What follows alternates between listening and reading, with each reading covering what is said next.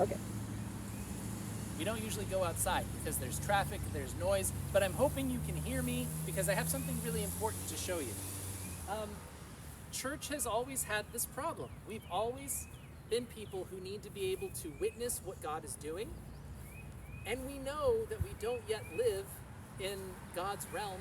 We know that God's loving, balanced power of relationship does not rule the day on earth, and so we always try to find ways of explaining that, of understanding that. Traditionally, we have used language of sin.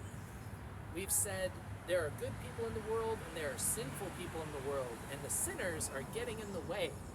They're keeping us from living into God's kingdom. Maybe it's true, but it's certainly judgmental, and I don't know if it's actually helping us to witness what God is actively doing.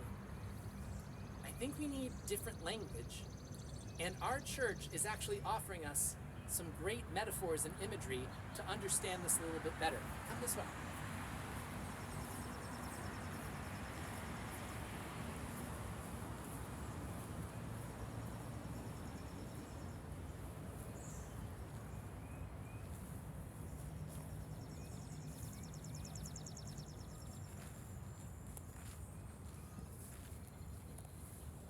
This is not weed. Everything back here is not weed. And our trustees, who do the faithful work of our church, preserving our buildings, maintaining our resources, keeping us present here on the corner, they've identified this knotweed as a threat to our stability and our ability to remain here. See, knotweed is an invasive species. It's not native to Maine, so it's invasive here.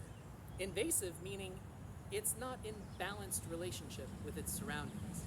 It grows too wildly, too uncontrollably. And apparently knotweed is so powerful that it can push directly through building foundations. This is the foundation of our church building right here. It's a big problem. And the trustees have decided to remove it because it's never going to be in balanced relationship with the environment. Our only choice is to remove it. But removing this wild invasive plant is actually kind of a chore. There's really only two ways to do it. One way is with some kind of intense herbicide, like Roundup. And we could just spray that everywhere, and the knotweed would die, but so would everything else around us, including the people who live here. It could seep into our drinking water here in Kittery. To spray this with some kind of really deadly chemical is to chase death with death. It's an imbalanced relationship of its own. There's a big truck coming.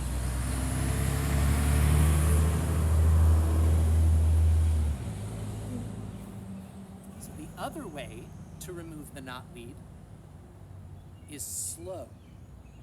It's going to take 5 years.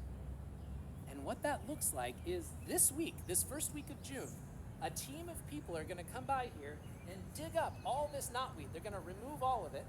They're going to quarantine it over in our parking lot where the sun is going to bake it until it turns brown. If any of that knotweed touches dirt or water, it'll just start regrowing. It'll come right back to life. It's a really powerful, invasive obstacle. So they're going to leave all the plant stuff over there on the parking lot. It's going to bake in the sun, and when it turns brown, we can safely compost it, and it'll be gone. But the problem is, it can still grow back. There's all these spores in the ground. It's just going to keep coming back. What do we do to heal the land that the knotweed was in?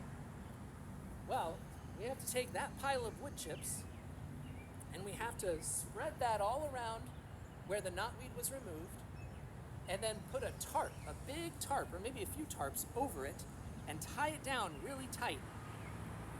And over the course of 5 years, those wood chips are going to smother the knotweed so it can't grow back.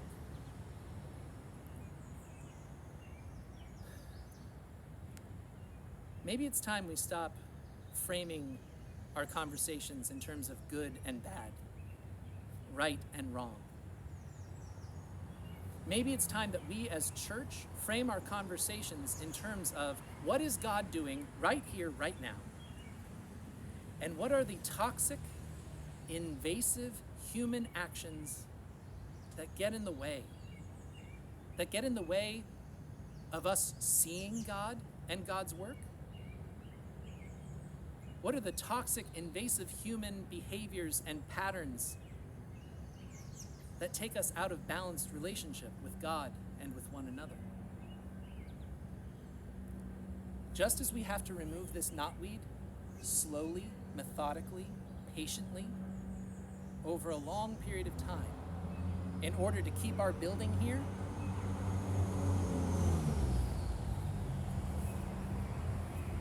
I think we have to be willing to do the same in the world and in our lives.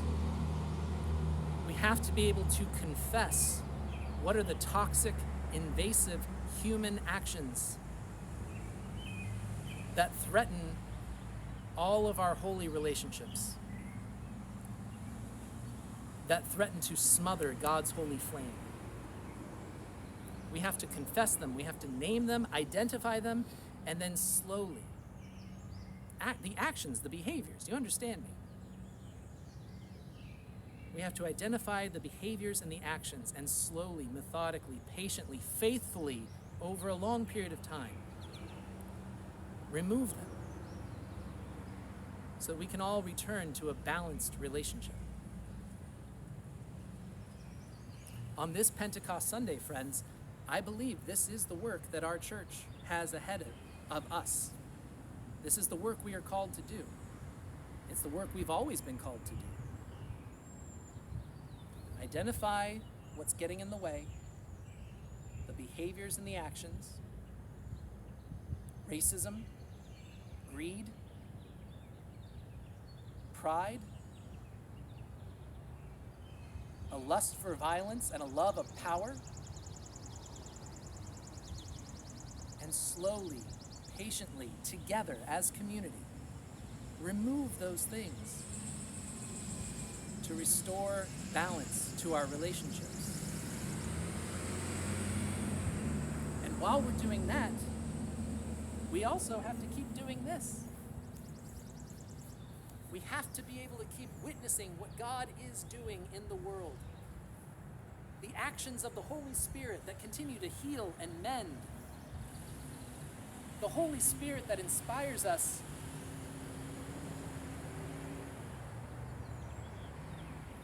to let go of our fantasies of power over one another and inspires us to work with God, to share God's fantasy of power with one another. It may not be safe for us to gather together physically in this sanctuary right now, but that's not going to prevent us from being the church.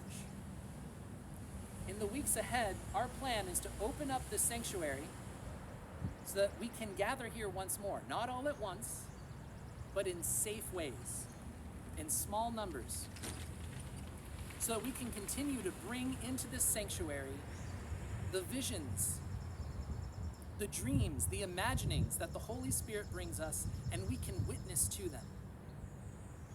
We're going to bring in pictures and drawings and statues and whatever you have that represents how the Holy Spirit is speaking to you, what you are witnessing God doing right here, right now.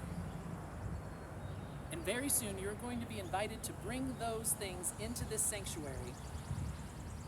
And this will be a living house of dreams, celebrating and honoring the God of life, the God who breathes a wild, untamable, Holy Spirit of fire upon all of us, sending us out into the public square and out to the ends of the earth to witness what God is doing. And all along the way, we'll identify the toxic, invasive things that are obstacles, the behaviors and the actions that get in the way.